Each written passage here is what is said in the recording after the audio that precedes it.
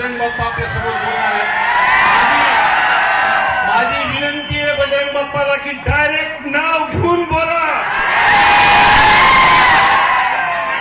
आदरणीय संतोष अण्णा देशमुख यांना पहिल्यांदा भावपूर्ण श्रद्धांजली तुमच्या सर्वांच्या वतीनं मी श्रद्धांजली वाहतो आणि तमाम त्यांच्या मारेकऱ्यांना फाशी झाली पाहिजे याच्यासाठी जमलेल्या माझ्या सर्व बहादर मावळ्यांना पहिल्यांदा प्रमाण करतो आणि याच्यासाठी व्यासपीठावर उपस्थित असणारे तुमचं आमचं दैवत आदरणीय मनोज दादा, आदरणीय राजे, सर्व पक्षाचे आमदार, सर्व पक्षाचे सर्व कार्यकर्ते, सुरेश अण्णांना नाव घेतलेले सर्व सन्मान्य व्यासपीठ, आज तुमची सर्वांची इच्छा आज पूर्ण होईल. मला एकच सांगायचंय की आपण सर्वजण इथं का आलो, मौज मजा करायला नाही. आपला एक कार्यकर्ता, आपला मावळा आपल्यातून निघून गेलाय. माझी ही भगिनी उघड्यावर पडली, एका भगिनीचं कुंकू पुसलं गेलाय आणि ते कशानं झालंय तर यांच्या वृत्तीमुळे झालेलं आहे. बीड जिल्ह्यामध्ये कायदा व सुव्यवस्था नावाची चीज राहिली नाही. गेले कित्येक वर्ष 19 पासून तर 24 पर्यंत या 5 वर्षात कुठं कायदा व सुव्यवस्था राहिलेली नाही.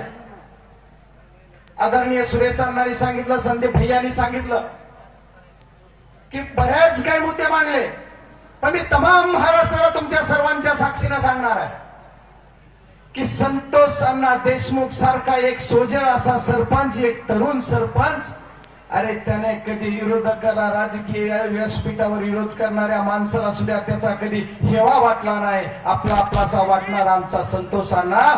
घालवायचं काम पाप तुम्ही या परळीवाल्यांनी केलंय, हे सर्व उघड आहे.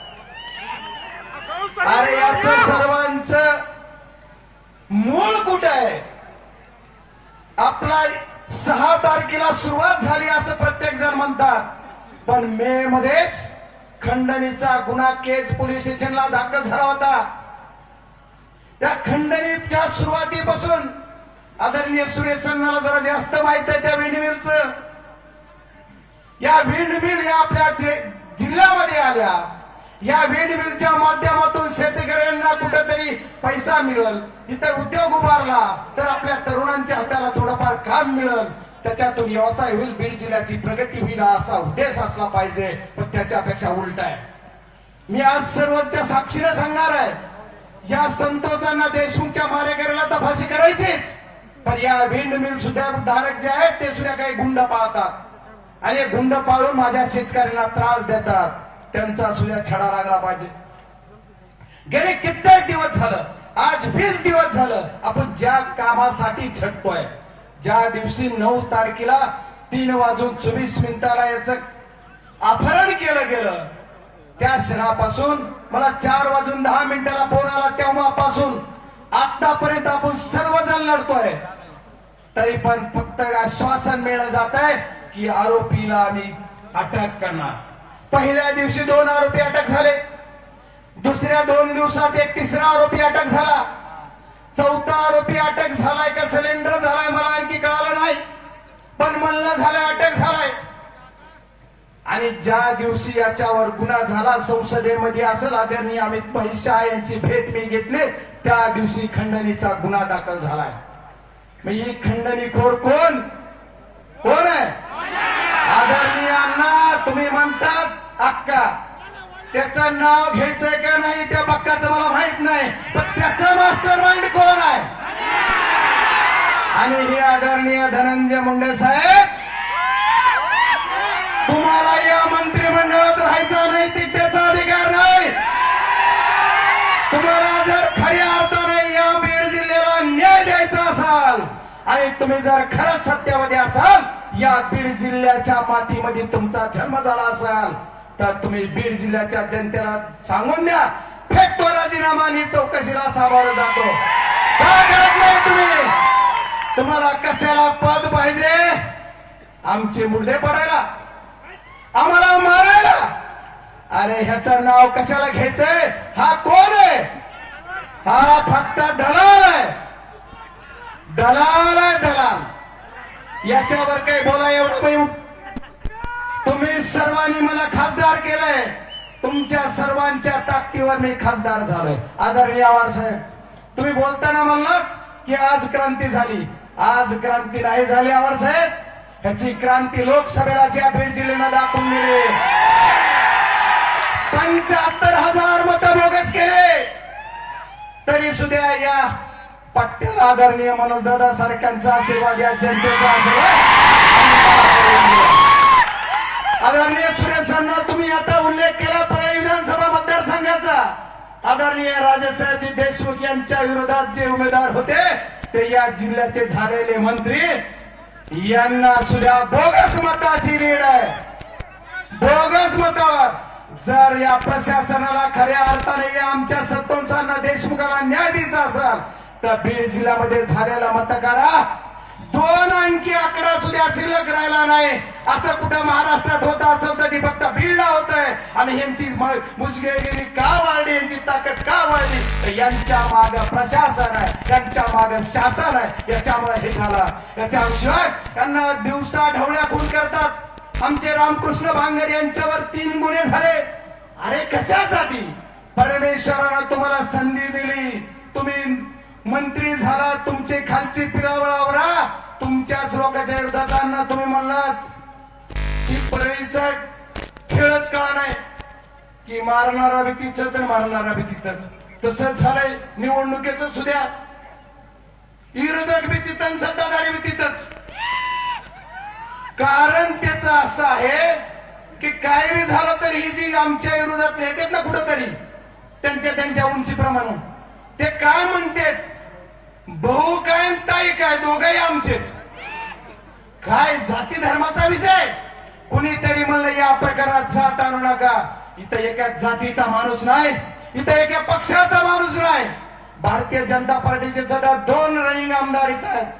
राष्ट्रवादी काँग्रेस अजितदादा पवार साहेबांचे सुद्धा 1 आमदार इथं आहेत. आदरणीय आमचे पाटील साहेब सुद्धा इथं आहेत.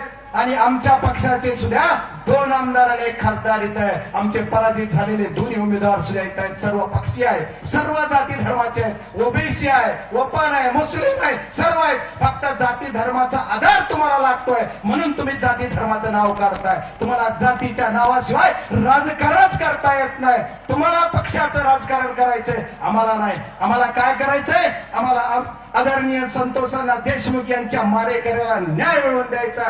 त्याच्यासाठी तुम्हाला आम्हाला सर्वांना लढायचं आहे. आणि या लढ्यामध्ये तुमची सर्वांची ताकद आपल्याला दाखवायची. आदरणीय मुख्यमंत्री महोदयांनी सांगितलं की मी पकडणार, मी न्याय देणार. आदरणीय आमच्या भीमराव पवार साहेब म्हणले, अण्णाही म्हणतात, अण्णा कधी पकडणार सांगा तर एकदा. की 20 दिवस झाले, 20 दिवसात का पकडलं जात नाही? कायद्यापेक्षा पोलिसापेक्षा हा जो मोठा आहे का? हा जो ज्याचं नाव तुम्ही घ्या म्हणतात तो त्याच्या घरातच बसलाय. बीडच्या एसपी साहेबाला माझं म्हणणं आहे त्याच्या घर तपासा, घरातच तुम्हाला तो सापडला पाहिजे. शाहीर तुम्हाला सांगतोय तरी सुद्धा हे एसपी का जात नाही? अरे ज्या डीवायएसपी कडे कालपर्यंत तपास होता, डीवायएसपी साहेब तुम्ही कधी गेलात त्यांच्या घरी? अरे कशाला? अरे कुणाचं धनंजय मुंडे साहेबाचं नाव घेतलंय? मला ह्याची नाव घ्यायची लायकी आहे का? बीड जिल्ह्याचा खासदार तुमचा सर्वांचा स्वाभिमान आहे, बजरंग सोनवणे एकटा नाही. त्यानं कुणाचं नाव घ्यावं हे सुद्धा तुम्हीच ठरवा. तुम्ही म्हणताल त्याचं घेऊ. अरे या सर्वांच्या या गुन्हेगाराचं, दरोडेखोराचं, दलालाचं नाव माझ्या जिभेतून कशाला घेता? याचं नाव घेणार नाही. याला तुम्ही पोलीस यंत्रणेने हुडकून काढला पाहिजे. आणि काय तर म्हणे, आता बघू बाप तो बाप रहेगा. आता हा देशमुखांना देशमुख गेले, आता बजा आणि ती पेवड राहिले. काय बोलता? अरे तुमच्यात खरंच दम असेल तर आमच्याकडे नुसतं नजरवारी करू बघा. कशाला बोलताय?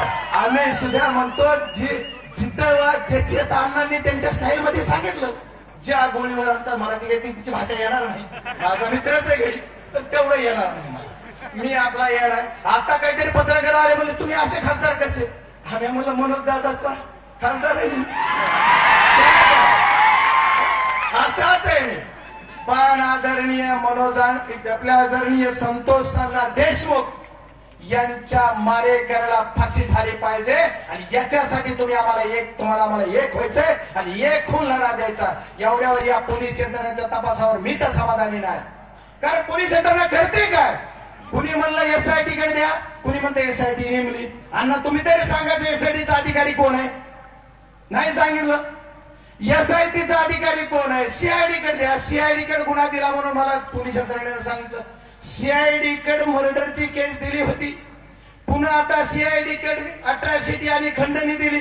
ह्या तिन्ही गोष्टी जर एकत्र केल्या तर याचा अर्थ काय होतोय? ही कोणाला कसला हक्का म्हणते त्याचं नाव नक्कीच त्या खंडणीतून गुन्ह्यात आहे. त्याच्यामुळे आजची मागणी माझी खासदार या नात्याने एकच आहे, याचं नाव त्या मर्डर केसेस मध्ये तुम्ही दाखल करा आणि हे अंडर ट्रीट चालवा, नाही तर होणार नाही. दोन गोष्टी आजच्या या मोर्चातून महाराष्ट्र शासनाला आणि सत्ताधारी सर्व आमदार महोदयांना माझी विनंती आहे. दोनच गोष्टी तुम्ही करा तुमच्या शासनाकडून. याला राजीनामा द्यायला सांगा आणि दुसरा विषय काय करा तर याला 302च्या आरोपामध्ये अगोदर गुन्हेगार करा, तरच खऱ्या अर्थाने न्याय होईल, नाही तर आम्हाला न्याय होणार नाही. ढोंग नको, राजकारण नको, आपण काय पाहिजे तर न्याय पाहिजे आणि न्यायासाठी झटणारे आम्ही सर्वजण आहोत. न्यायासाठी झटलं पाहिजे आणि न्याय करण्यासाठी आम्ही आज रस्त्यावर उभारली. प्राथमिक आमची लढाई, उद्याची लढाई मी सर्वांना सांगितलंय, मीडियाच्या माध्यमातून सुद्धा सांगितलंय. आम्ही सर्वजण या आता येणाऱ्या नवीन वर्षापर्यंत 2 तारखेपर्यंत जर याचा तपास लागला नाही, याला अटक झाली नाही आणि याला जर तुम्ही पकडून फासावर चढविण्याची कारवाई सुरू केली नाही तर 2 तारखेच्या नंतर दिल्ली असो, महाराष्ट्र असो की तर बीड मध्ये असो, कुठं ना कुठं पण उपोषणाला खासदार म्हणून बसणार आहे असं तुम्हाला सर्वांना जाहीर सांगतो. आणि याच्याबरोबर तुमच्या सर्वांच्या साथीने आपल्याला ही लढाई लढायची. संतोषांना देशमुखांचा ज्या दिवशी अपहरण झालं, ज्या क्षणाला अपहरण झालं तेव्हा क्षणापासून आतापर्यंत मी लढतोय, तुम्ही सर्वजण लढताय. संतोषांना देशमुख यांच्या मारेकऱ्यांना फाशी झाल्याशिवाय आपण शांत बसणार नाहीत, एवढा शब्द तुम्हाला देतो. उशीर होतोय, आपल्याला राजांना ऐकायचंय, आदरणीय मनोज दादांना ऐकायचंय, त्यांचं आपल्याला ही सर्व घ्यायचंय. त्याच्यामुळे मी जास्त न बोलता तुम्हाला सर्वांना विनंती करणार आहे, तुम्ही इथून पुढच्या सर्व लढ्यात तुम्ही सर्वांनी आपण ताकदीनं बरोबर राहायचं आणि यांच्या कुणाच्या लय बाकीच्या ह्याच्यात नाही, यांचा राजीनामा झाला पाहिजे. महाराष्ट्राच्या मुख्यमंत्री महोदयांना, दोन्ही उपमुख्यमंत्री महोदयाला तुमच्या सर्वांच्या वतीनं तुमचा खासदार म्हणून आणि इथं बसलेल्या सत्ताधारी आमदाराला विनंती करतो, यांचा राजीनामा घ्या आणि त्याला 302 मध्ये अटकवा, तरच खऱ्या अर्थाने आम्हाला न्याय मिळाला असं म्हणलं जाईल. खूप खूप धन्यवाद. यानंतर आदरणीय राजे, आदरणीय मनोज दादा बोलणार आहेत. मराठा समाजाचा बुलंद आवाज, संघर्ष होता. आदरणीय मनोज दादा जरांगे पाटील हे या ठिकाणी आपल्याला संबोधित करतील.